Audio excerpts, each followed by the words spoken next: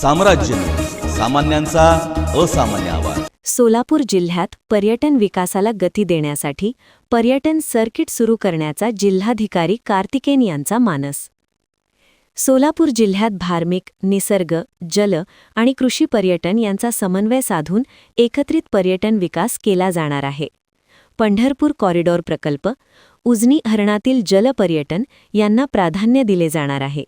जिल्ह्यातील प्रमुख पर्यटन स्थळांना एकमेकांशी जोडून पर्यटकांना एकाच मार्गाने अनेक ठिकाणे पाहता येतील यासाठी विविध उपयोजना करण्यात येणार आहे।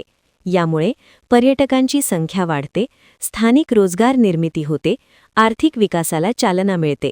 दरम्यान सोलापूरमध्ये प्राधान्याने ठिकाणे जोडली जाऊ शकतात: पंढरपूर, अक्कलकोट, सिद्धेश्वर मंदिर, निसर्ग पर्यटन, वनविहार, इको टूरिझम प्रकल्प, जलपर्यटन, उजनी धरण परिसर, कृषी पर्यटन, ग्रामीण भागातील प्रकल्प। जिल्ह्यात सुमारे 94 पर्यटन स्थळे असल्याने सर्किट विकसित करण्यासाठी मोठी क्षमता आहे।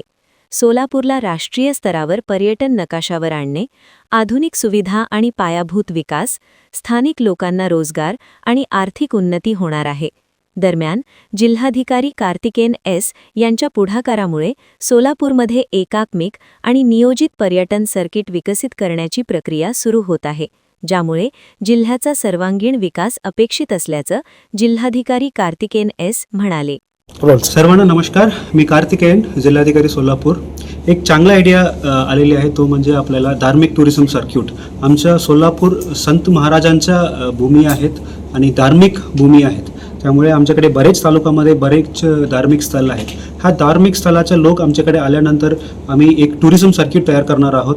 त्या टुरिझम सर्क्यूटमध्ये पहिला दिवस कुठे कुठे आपल्याला व्हिजिट करता येईल, सेकंड डेमध्ये कुठे कुठे आपल्याला व्हिजिट करता येईल आणि याच्यामध्ये सगळं इंटिग्रेटेड करायचे आमचे नियोजन आहे। ते म्हणजे आपल्याला ट्रान्सपोर्टेशन, कोणत्या ट्रान्सपोर्टेशन, काय ट्रान्सपोर्टेशन अवेलेबल आहेत, त्यानंतर तिथे राहण्याच्या काही सुविधा आहेत, ते पूर्ण तयार करून आम्ही एक जे सोलापूरसाठी एक इंटिग्रेटेड टुरिझम सर्क्यूट आम्ही सुरू करायचं नियोजन आम्ही केलेले आहेत। हे पूर्ण झाल्यानंतर मी सर्वांना